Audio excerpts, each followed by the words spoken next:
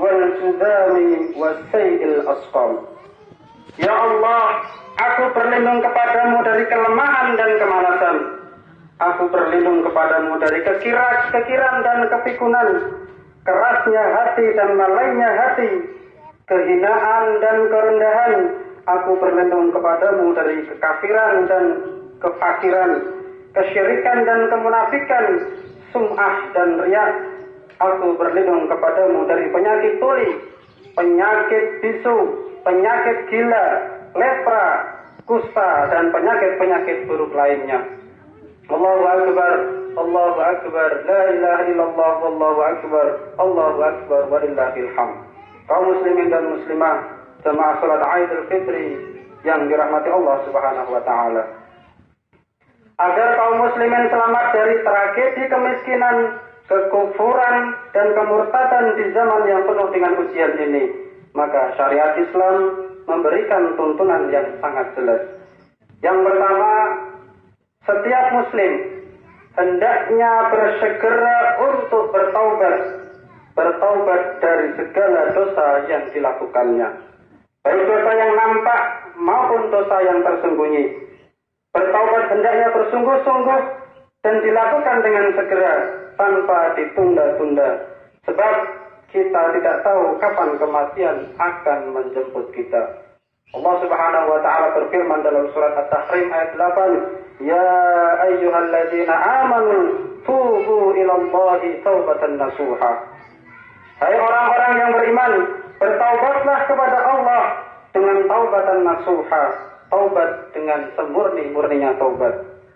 Taubat mencakup penyerahan diri seseorang hamba kepada Rabb-Nya, kembali kepada Allah Subhanahu wa taala, dan konsisten menjalankan ketaatan kepada Allah. Jadi, jika sekedar meninggalkan perbuatan dosa, namun ia tidak melaksanakan amalan-amalan yang dicintai oleh Allah Subhanahu wa taala, maka itu belum disebut ataupun belum dianggap sebagai taubat. Orang yang benar-benar bertaubat, ia akan menanamkan makna taubat dalam hatinya sebelum diucapkan pada lisannya, dan segera berusaha menguatkan hatinya dengan rasa takut berdosa kepada Allah Subhanahu wa taala. Dengan seperti itu, Allah Subhanahu wa taala akan menerima, kemudian menghapus dosa dan kesalahan yang telah kita perbuat. Yang kedua, setiap muslim hendaknya bersegera mengerjakan amal-amal soleh selama masih ada kesempatan dan kemampuan.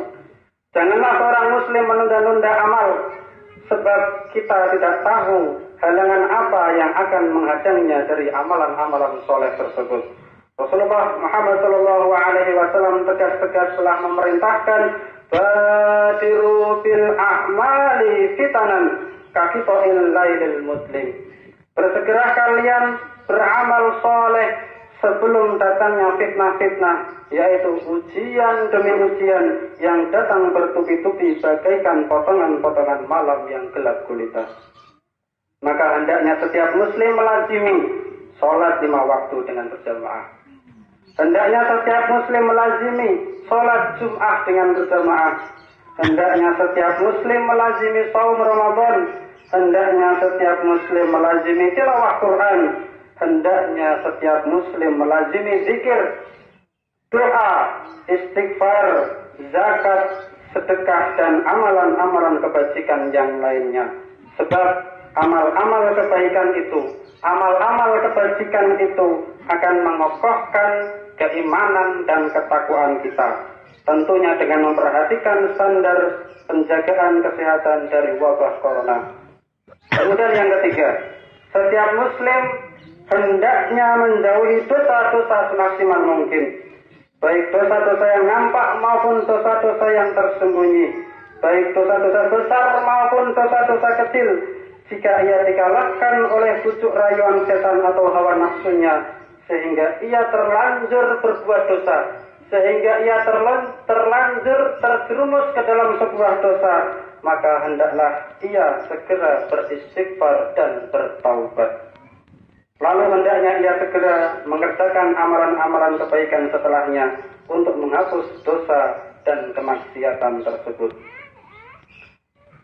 Rasulullah Muhammad SAW bersabda, "Ittaqillaha haitsu ma kunta wa'adbi'is sayyi'atal hasanata tamhuha wa khaliqin nasa bi khuluqin hasanin."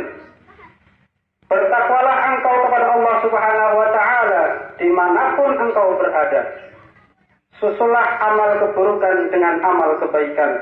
Niscaya amal kebaikan itu akan menghapus